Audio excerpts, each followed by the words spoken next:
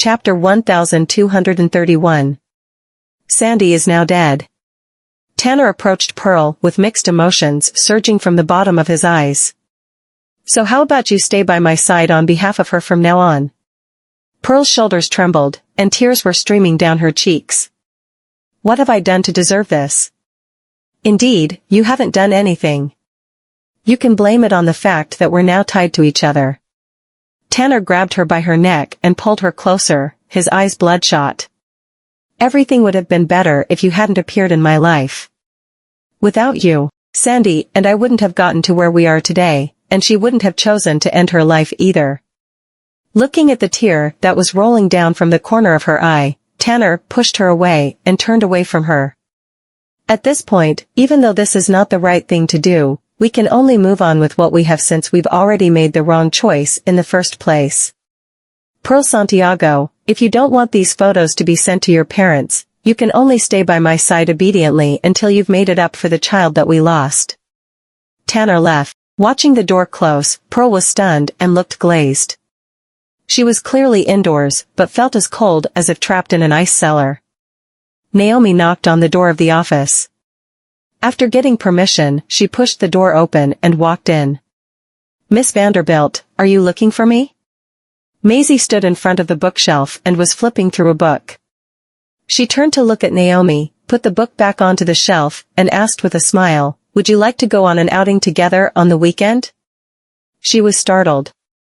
An outing? Is it some kind of activity organized by the company? Of course not. Maisie sat back in her seat. I'm the organizer of this outing, and only a few people will be there. Riley's due date is expected to be somewhere in the middle of next month, so I'm arranging an outing for her to relax before she goes into labor. Since the both of you are quite close to each other, let's go together. Naomi smiled. Okay then, I'll definitely be there. Maisie nodded, and she picked up her cell phone and sent a text message to Barbara after Naomi went out. At this time, at the Spring Ripple neighborhood, Barbara had just finished breastfeeding the baby, and after putting the baby to sleep, she handed her over to the nanny to bring her back to her room. When she came to the study, she saw Helios sitting behind the desk, revising a script. Helios stopped writing when he heard some movement, raised his head to look at her, and smiled. What's the matter, Mrs. Boucher? Barbara walked behind him and placed both hands on his shoulders. Seeing that you're so busy with work, I've come to give you a massage on the shoulders. He held the back of her hand and turned to look at her. Is that so? She leaned over and wrapped her arms around him from behind. Z has invited us to an outing this weekend. Helios smiled. Didn't she go on a trip with Nolan? Why would she think of asking us to go on an outing out of the blue? Riley's baby is due next month. Barbara rested her chin on his shoulder and tilted her head against his. But your cousin is still a bachelor. Helios frowned, pulled her to the front, and looked up at her. Is my cousin the main point? Barbara hugged him. Of course, Z specifically requested that you should bring your cousin along. He squinted and smiled. Is that so? Then I'll have to ask him about that. Helios called Francisco right after the conversation. Francisco seemed to be outside, and some background noise came from his end of the call. There's an outing. Do you want to come along? Francisco wondered. What kind of outing are you talking about? Helios responded, Maisie invited me and your cousin-in-law. Francisco kept quiet for a few seconds and then rejected him directly. No, you people are all couples, yet you want to drag me along with you? Don't you think it's a little too much? Helios smiled and seemed to have guessed that he would say that I didn't say that it's only the four of us. There may be others too. Francisco remained silent again. Chapter 1232. Barbara stood by and watched until Helios finished the call. She then asked, did he agree to for him? Barbara smoothed his collar. Z claimed that the chances of this girl getting together with Francisco are as high as 90%. Is she that certain? Helios narrowed his eyes slightly, and he seemed to be a little curious about who the girl that Maisie mentioned was. Barbara lifted his head, made him look at her, and chuckled softly. You'll know by then, won't you? On the day of the outing, Maisie and Nolan took the two kids to the outskirts of the town to pick a spot before anyone's arrival. They finally chose a place with beautiful scenery that was very suitable for camping. The water in the lake was very shallow and looked clear, so crystal clear that one could see the pebbles and clusters of aquatic plants at the bottom of the lake from the bank. Dad, Mom, there are a lot of tadpoles.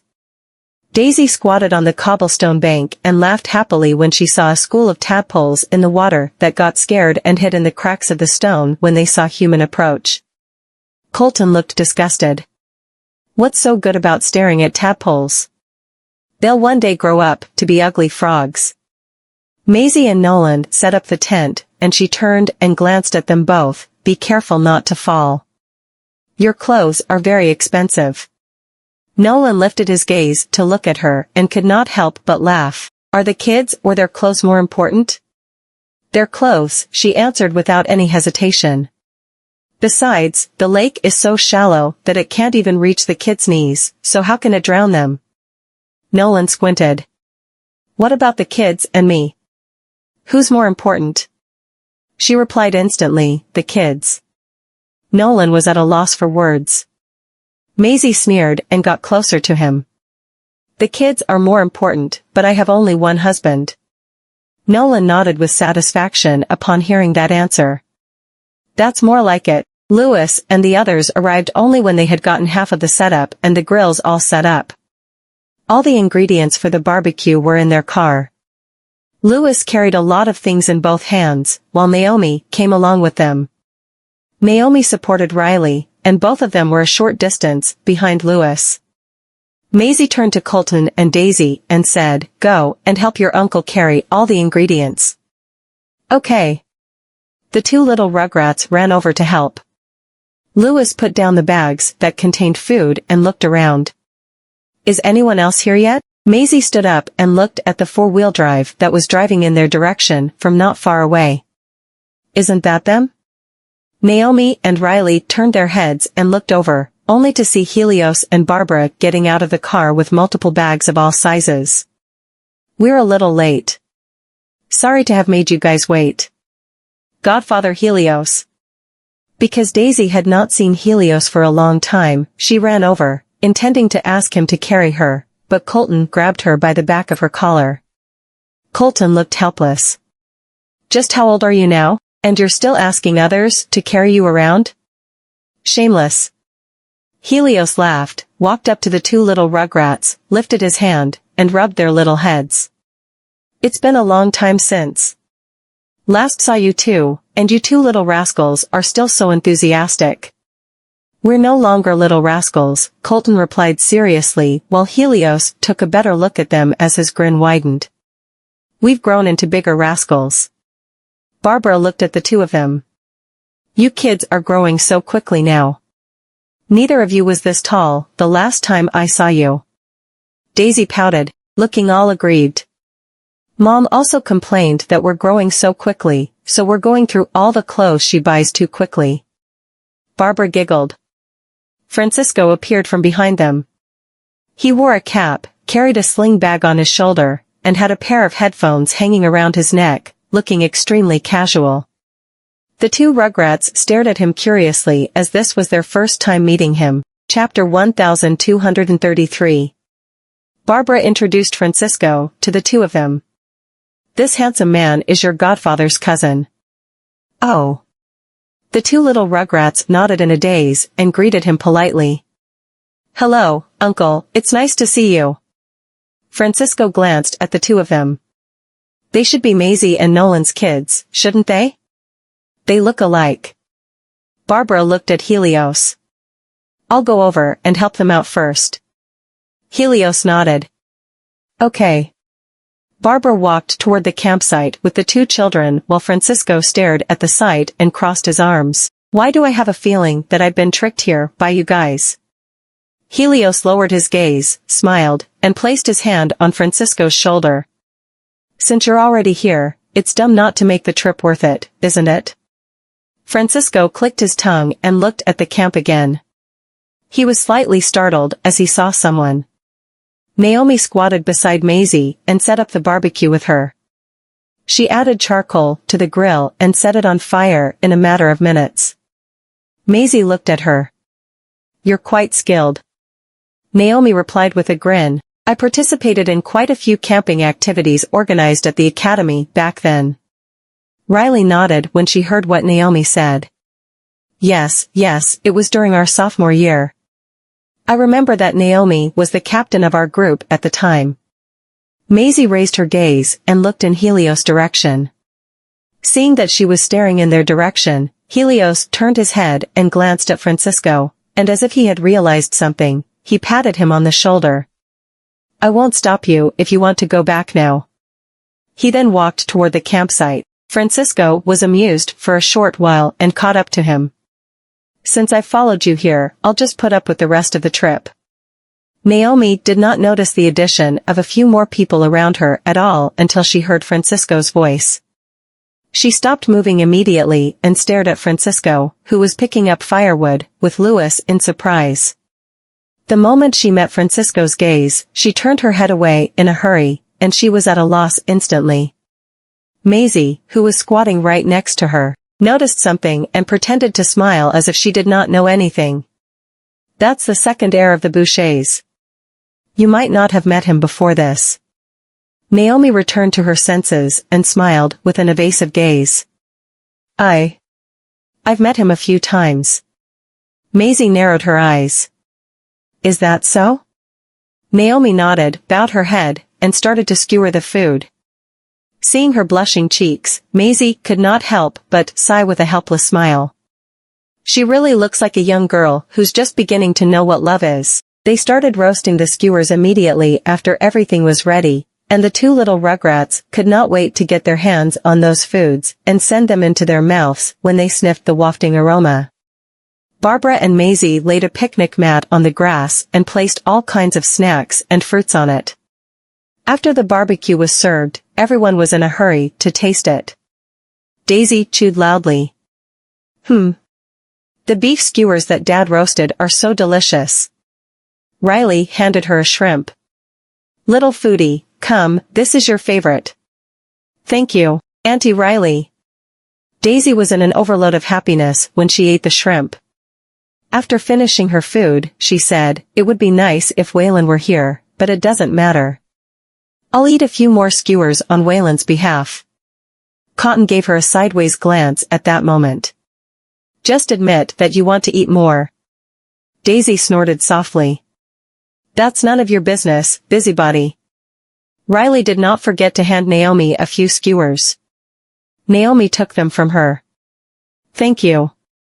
The four men sat down on the picnic mat at this moment too. Nolan sat beside Maisie and the children. It was only natural for Louis and Helios to sit beside their wives, and the vacant seat beside Naomi was the only one left empty. Except for Louis and Riley, the other two couples understood what was happening between Naomi and Francisco. Riley looked at Naomi and simply felt that she would feel embarrassed to sit next to a strange man. "Naomi, why don't you sit by my side?" Barbara raised her head abruptly. "You're pregnant. How convenient would it be if you were to have to move around to make space for Naomi?" "It's all right. We're all friends. It doesn't matter wherever she sits." Chapter 1234. Helios poured himself a glass of red wine. "Barbara is right, you're pregnant, and your husband has to take care of all your needs already. So just leave Miss Topaz to the others. Someone else will take care of her for you." Riley frowned. What just happened? "So, what if I'm a pregnant woman?" "I'm worried that Naomi would feel awkward and embarrassed. That's why I asked her to sit by my side." Louis seemed to have sensed what Helios and Barbara meant, so he took a glance at Francisco and Naomi, and then wrapped his arm around Riley, who was sitting next to him. "Helios is right." Riley elbowed his waist sullenly. Maisie took the wine bottle and poured some wine slowly. "Do you need someone to take care of Naomi?" "Naomi is the only designer that Soul Jewelry has, so I'll definitely take good care of her." Riley thought what Maisie said made sense and stopped worrying immediately. Naomi pursed her lips. They have to sit right next to Francisco, so how can I not feel nervous? At that moment, Maisie turned to her and asked, Naomi, do you want some fruit wine? I brought 2 cans. In order to relieve her tension, Naomi nodded. Yes. The fruit wine that Maisie handed over was peach-flavored. She wanted to open the can but could not manage to do so. After seeing her struggle for a minute, Francisco reached out, grabbed the can from her, and opened it for her. The whole process was as smooth and slick as it could possibly be. Naomi's heart was pounding as she took the can from him and whispered, "Thank you." Francisco responded with a faint hum. The picturesque scenery and quiet woods were filled with chatter and laughter throughout the whole meal, and everyone raised their cups. Cheers. I haven't had such a satisfying and poetic life for a long time. After saying so, Barbara suggested with a grin all of a sudden, why don't we play a game? It won't be truth or dare again, right? Riley said with a downcast face. That's no fun for someone as heavily pregnant as me. Why play truth or dare when we can play another game? Barbara took out a stack of playing cards. Let's play Locate the Joker. Riley was stunned. What is Locate the Joker? Barbara drew a Joker card out of the stack of cards and explained, we'll take turns dealing the cards. Whoever gets the Joker must complete a single or double player mission. Sounds alright to you guys? Maisie nodded. Yes. Neither Nolan nor Helios objected to the idea while Riley and Lewis both nodded, so everyone looked at Francisco and Naomi. Francisco shrugged. I don't mind it. Naomi hesitated for a few seconds before nodding. I'm fine with it. Seeing that everyone had nothing much to say, Barbara proposed to divide everyone into 2 groups. Naomi was naturally assigned to be in the same group as Francisco. Barbara handed the cards to Maisie, and starting from Maisie, each person would be dealt 2 cards, and no one could reveal the cards in their hands, not even to themselves. After all, the game was popular because of the enigma that the game brought to the occasion. After the cards were revealed, the group that possessed the Joker must complete the designated single or double player mission. When everyone revealed their cards, it was Lewis who had the Joker. Riley glared at him. Just what kind of shitty luck do you have here? Lewis was rendered speechless. Barbara covered her mouth and giggled.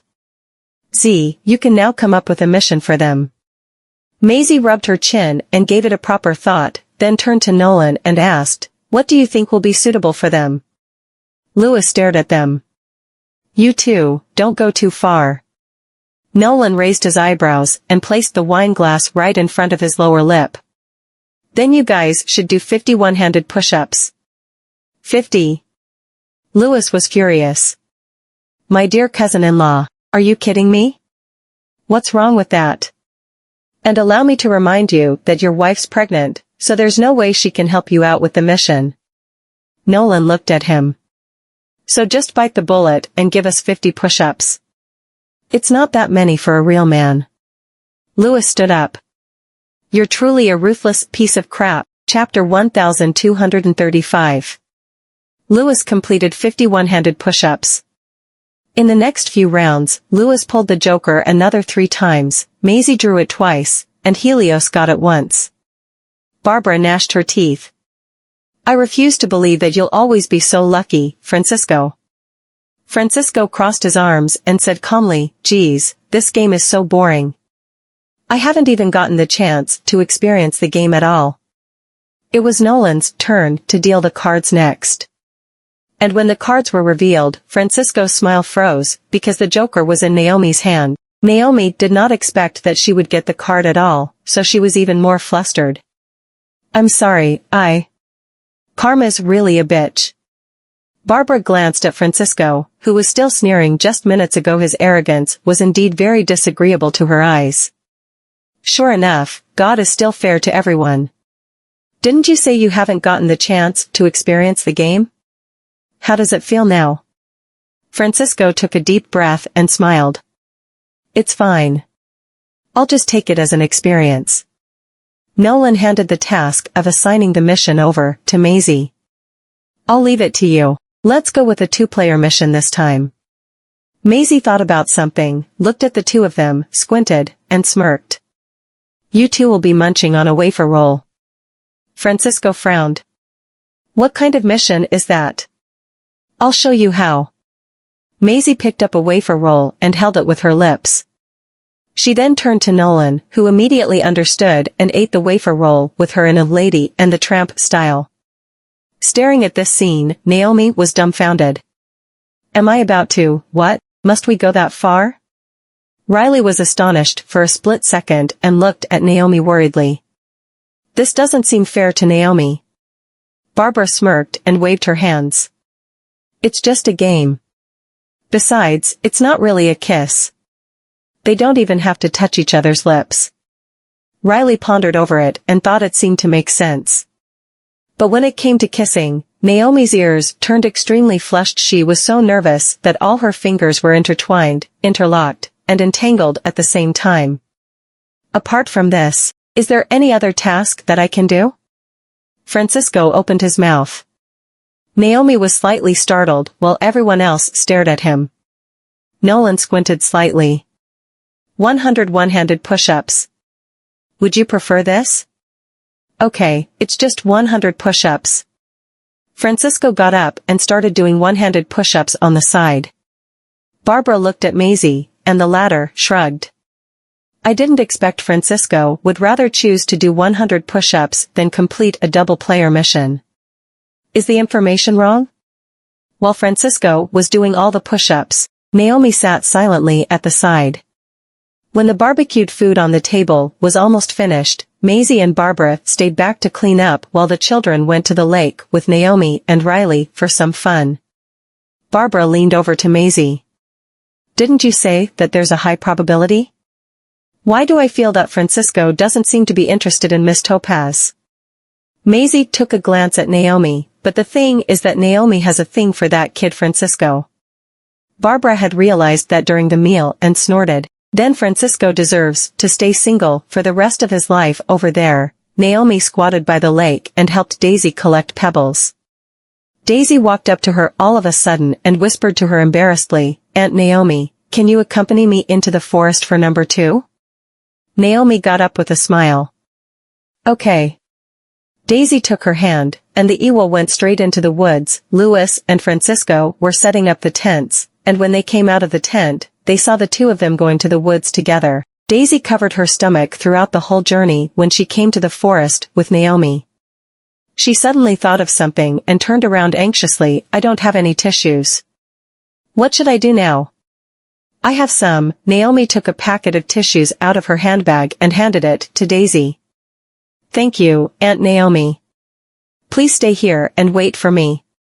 Daisy ran behind one of the stumps. Chapter 1236. Naomi smiled. All right, I'll wait for you.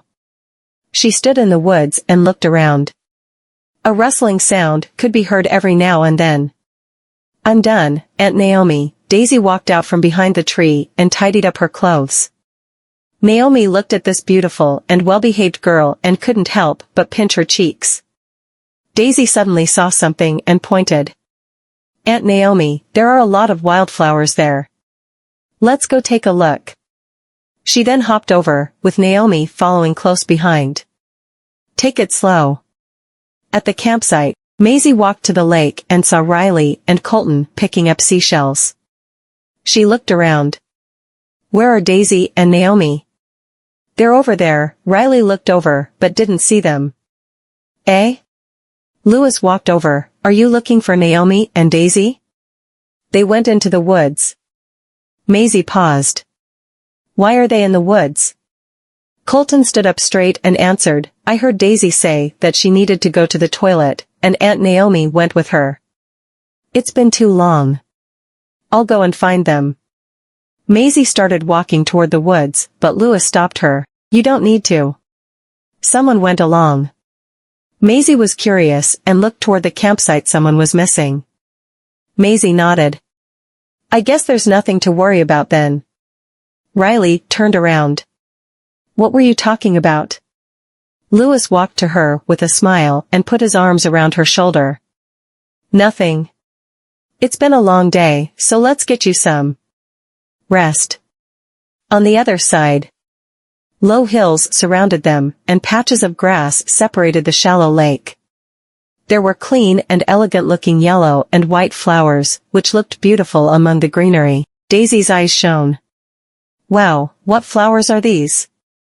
They're so pretty. Naomi didn't expect the woods to hide such a beautiful and heavenly place. She smiled and replied, "These are daffodils." Daffodils? Daisy scratched her head. But they look different from the ones in school. Naomi gave a light chuckle. Because these are wild daffodils. She was surprised when Daisy started plucking them. Daisy, be careful. It might be slippery. Right after she said that, she slipped and fell to the ground. Daisy got one of the flowers and turned to look at her. Are you all right, Aunt Naomi? Naomi took a deep breath and smiled, I'm fine. When she was trying to get up, she realized that she had twisted her ankle. She felt someone approaching and turned to look. Francisco walked over with hands in his pockets and looked at Daisy. Aren't you afraid of the wolves wandering around here? Daisy frowned. Don't try to scare me. There are no wolves in the woods. Cough. Your mom is looking for you. She says there won't be any barbecue for you if you don't go back now. Francisco looked very serious while saying that. Daisy immediately forgot about the daffodils and stood there for a few seconds before throwing the flower away. How could she do that? She then ran off angrily. Before Naomi could call out her name, she had disappeared, and only the two of them were left in the woods. Naomi sat on the ground and felt a little embarrassed, so she tried to make it less awkward. Why are you here? Francisco looked down at her and didn't really answer. Why are you in such a situation every time I see you? Chapter 1237. The first time was at the cafe when she hadn't brought any money, the second time she had been arguing with someone about the price of fixing a car, the third time she had been stuck in the rain while walking around, and the fourth time she had fallen off the stairs and he had had to carry her. Naomi was even more embarrassed because he was right.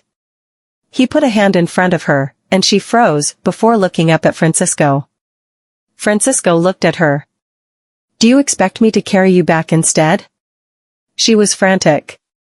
No, of course not. She grabbed his elbow and slowly stood up, but the pain in her ankle made her take a sharp breath. Francisco looked at her right foot. Twisted your ankle? She nodded. Francisco helped her walk to a tree so that she could sit under it and knelt to remove the shoe on her right foot. Naomi put out her hand. Let me do it.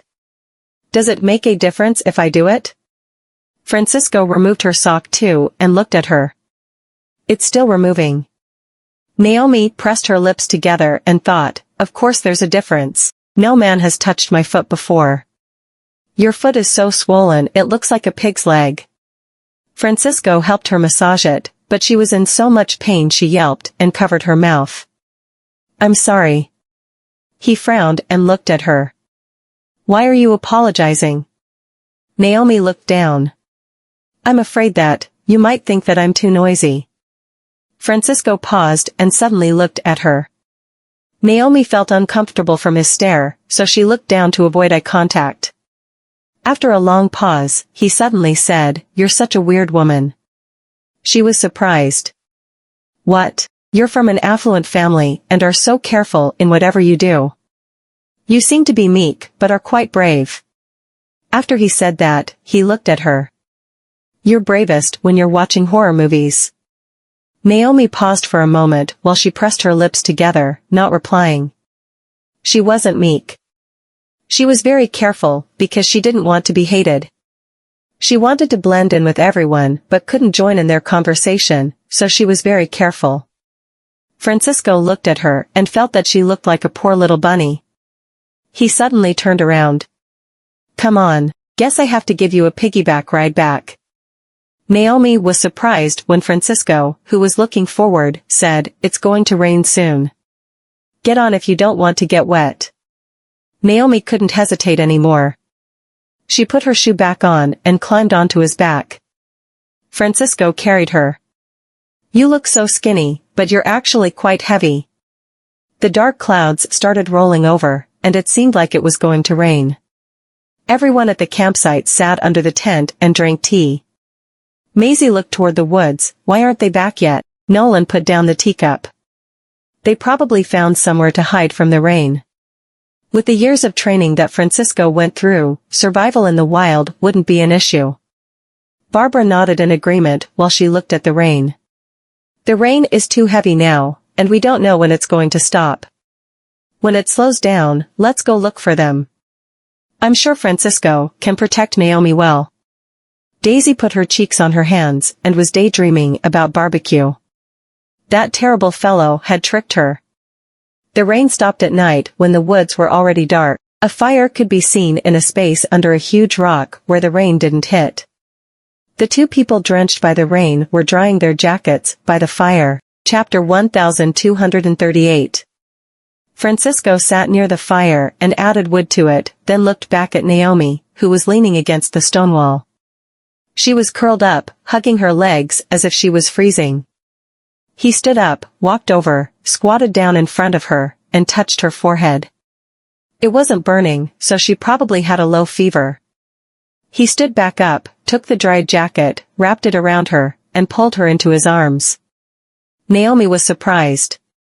Maybe she was feeling very cold, but the moment when she was in his arms, she felt warm and comfortable. You'll feel better after you sleep. He gently pressed her head toward his chest. Naomi listened to his voice and felt his heartbeat, then suddenly smiled. Just like a dream. Francisco looked down. What dream? Naomi felt like she was floating, put her arms around his waist, and snuggled. I like. Francisco heard her mumble the rest of the sentence and beamed. After a moment, he whispered, What do you like? Naomi's breath slowed, and he smiled after noticing that she was asleep. Naomi's face was on his shoulder, and her breathing was gentle, a warm breath on his neck. He looked sideways at her and played with her hair before his eyes lingered on her lips. Nolan, Helios, and Lewis searched for them by following the source of light. Helios saw something and immediately pulled them both aside. Lewis was surprised. What's going on? Helios shushed him and looked toward the cliff. We don't need to bother them as long as we know they're safe. They'll come back when the sun is back up. But we're here to look for the dash. Before Lewis could finish, Nolan tapped his shoulder. Helios is right, let's go back. After they both walked away, Lewis paused and tried to keep up. Are we being unkind? Nolan glared at him. Do you think interrupting them is a kind thing to do? Lewis finally understood. He nodded and followed them back. Once they were back, Riley worriedly asked, Didn't you find them? Helios smiled. Yes, they're safe. Riley looked behind them, and it was pitch black. No one was there. Where are they then? Barbara and Maisie walked out from inside the tent. Nolan stopped in front of Maisie and smiled with his eyebrows raised.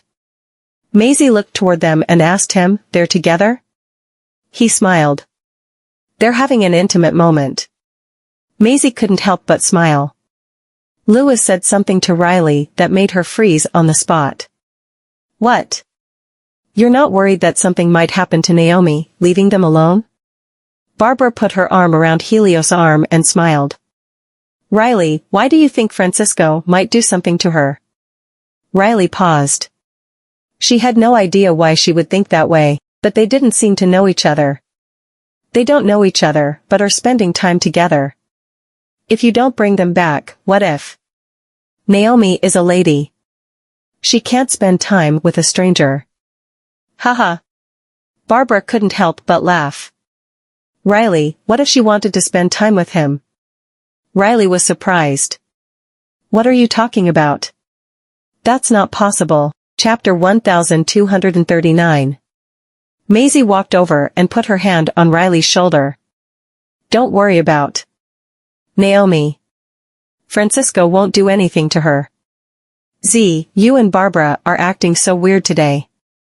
Riley moved her hand away as she realized something.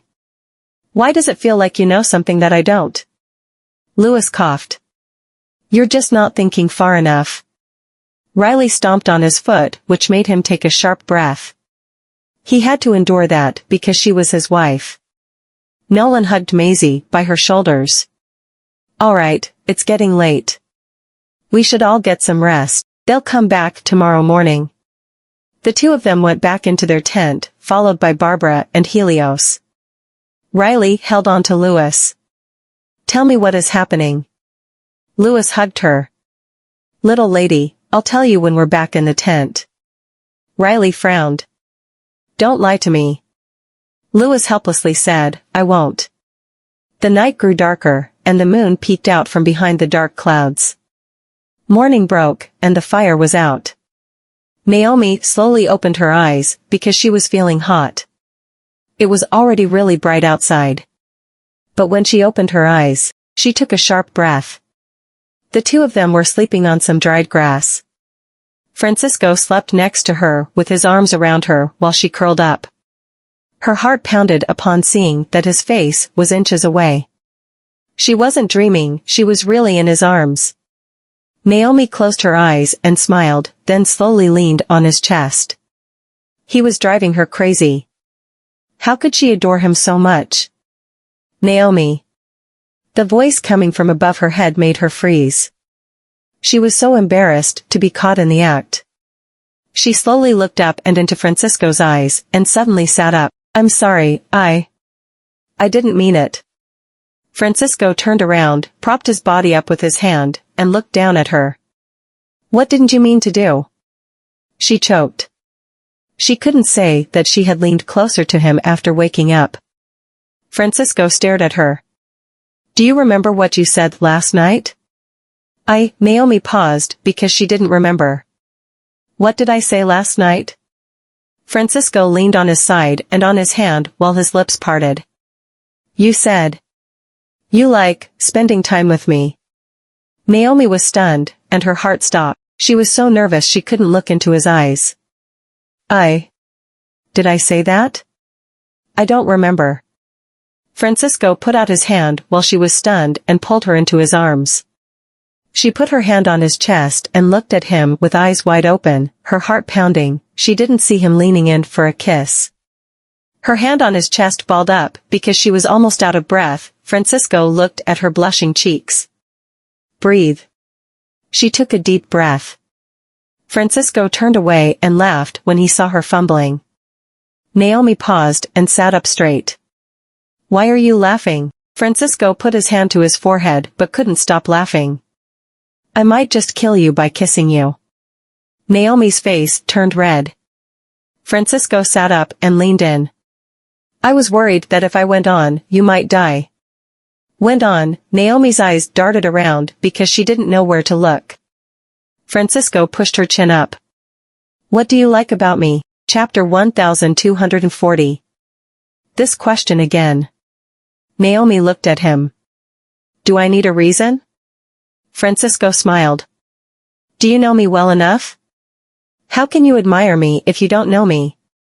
Are you not afraid that I might be a bad person? Naomi looked down and slowly said, I know you're not. Francisco ran his finger over her lips. How did you come to that conclusion? Do you feel safe when you're around me? She frowned, a little confused. You're so innocent. Francisco stared at her. You're not careful enough with men. If it were other men, do you think you could be safe staying with a guy? Naomi pressed her lips together. But you're not them. I'm not, but it was because I suppressed my feelings. He let go and sat up with his back facing her. You need to be more careful with men. He stood up and walked to where the fire was to pick up his jacket and put it on, then looked out at the sky. The sun is up. Let's head back. Naomi looked down. If he weren't going to be with her, why did he kiss her? Francisco and Naomi got back to the campsite, and everyone turned to look at them. Barbara smiled and said, I told you, safe and sound. Naomi lowered her head because she felt that they knew, so she was a little embarrassed. Francisco frowned. You really didn't care if we survived? Helios chuckled, walked to him, and put his hand on his shoulder. We went looking for you and didn't want to interrupt. The last part was only audible to Francisco. He paused. Maisie walked toward Naomi. Are you hurt? Naomi shook her head. Barbara smiled. She wouldn't be hurt with Francisco around.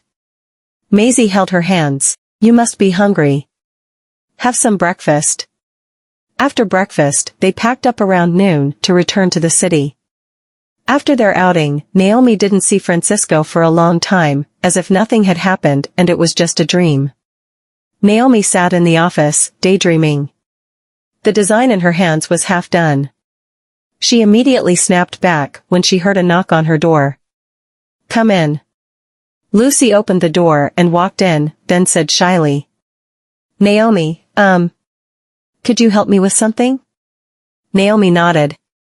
Sure. Lucy played with her fingers. My parents are asking me to go on a blind date, but I don't like the man they've set me up with. Could you mess it up for me? Naomi paused for a moment. You want me to mess it up on your behalf?